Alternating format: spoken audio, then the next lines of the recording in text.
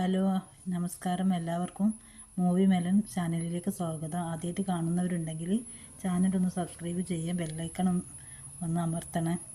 അപ്പോൾ ഇന്നത്തെ പവിത്ര serial first തന്നെ തുടങ്ങുന്ന വേദയും വിക്രമും തമ്മിലുള്ളതാണ്.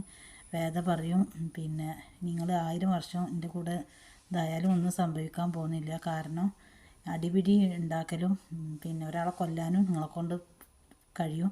പക്ഷേ പെൺവിഷയത്തിൽ നിങ്ങൾ തീരെ പോരാ. അതാ രമ്യയുടെ കാര്യത്തിൽ എനിക്ക് മനസ്സിലായി.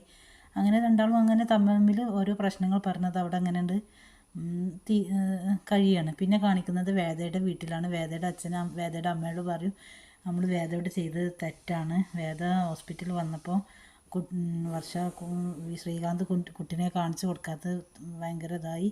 അവളോട് അങ്ങനെ ചെയ്യാൻ പാടില്ലായിരുന്നു. അതിൻ്റെ മനസ്സിൽ വല്ലാത്ത കുറ്റബോധമുണ്ട് അവളോട് ചെയ്തതിൽ എന്നൊക്കെ പറഞ്ഞ് അച്ഛൻ ആ വിഷമങ്ങൾ അമ്മയോട് പങ്കുവെക്കുമായിരുന്നു. പിറ്റേന്ന് കാണിക്കുന്നത് വിശ്വേട്ടൻ ജോലിക്ക് പോണതാണ്. അവിടെ വെച്ച് നന്ദിനി കുറേ വിശ്വേട്ടനെ കുറ്റപ്പെടുത്തുകയൊക്കെ ചെയ്യുന്നുണ്ട്. അമ്മ വന്ന് നന്ദിനിയെ വഴക്ക് പറയുന്നുണ്ട്. വിശ്വൻ ചോദിക്കും അച്ഛനെവിടെ, അമ്മ പോയി, അച്ഛൻ പുറത്ത് പോയതാണ് പറയുക. ഇറങ്ങുന്ന സമയത്ത് അച്ഛൻ വരും. അച്ഛൻ വന്നിട്ട് ക്യാഷ് കൊടുക്കും. വിശ്വൻ്റെ കയ്യിൽ കുറച്ച് ക്യാഷ് കൊടുത്തിട്ട് പറയും, നിൻ്റെ ചിലവിന് എന്തെങ്കിലും വെച്ചോ ഈ ക്യാഷ്, ഇനി 1 മാസം ആവേണ്ട ജോലി ശമ്പളം എന്തെങ്കിലും കിട്ടാൻ, അപ്പോൾ എല്ലാം നോക്കി കണ്ട് ചെയ്യാൻ പറയും അച്ഛന്. വിശ്വനെ പറഞ്ഞയക്കും. അങ്ങനെ വിശ്വൻ പോകുന്ന സമയത്ത് വഴിയിൽ വേദയെ കാണും. വേദ ബെസ്റ്റ് വിഷസൊക്കെ പറയും. വേദ പറയും, വിശ്വട്ടൻ എന്തത്ര രാവിലെ നേരത്തെ, അതുപോലെ ഫസ്റ്റത്തെ ദിവസമല്ലേ നേരത്തെ ഇറങ്ങിയതാണ്. വേദ ഇവിടെ പോയി വരും, ഞാനും ഒരു ജോലി അന്വേഷിച്ച് പോയതാണ്. വിശ്വൻ ചോദിക്കും, നിനക്കെന്ത് വേദ, ജോലിയൊക്കെ ക്യാഷുള്ളതല്ല. അപ്പോൾ വേദ പറയും, ക്യാഷൊക്കെ എനിക്ക് വീട്ടുകാർ തന്ന, മുത്തശ്ശിയൊക്കെ തന്ന ക്യാഷല്ലേ, സ്വന്തമായിട്ട് അധ്വാനിച്ചൊരു ക്യാഷ് ഉണ്ടാക്കുന്നതല്ലേ വിശ്വട്ട നല്ലേ എന്ന് പറയും.